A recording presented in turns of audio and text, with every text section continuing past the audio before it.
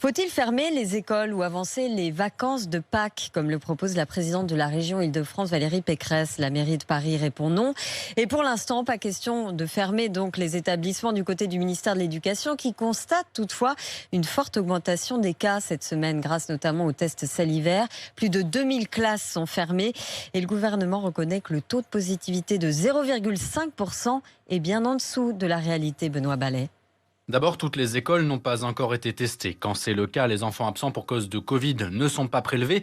Et selon le ministère de l'Éducation, 20 à 30% des parents refusent que leur enfant participe à ce test. Ce qui fait dire à Pierre Favre, vice-président du syndicat national des écoles, que ce chiffre est à relativiser. On a pris une photographie à l'instant T d'une partie seulement des écoles et dans ces écoles d'une partie seulement des élèves. Il y a effectivement un décalage entre les données du ministère et ceux de Santé publique France, reconnaît le cabinet de Jean-Michel Blanquer, qui insiste plutôt sur l'utilité de ces prélèvements salivaires, casser les chaînes de contamination.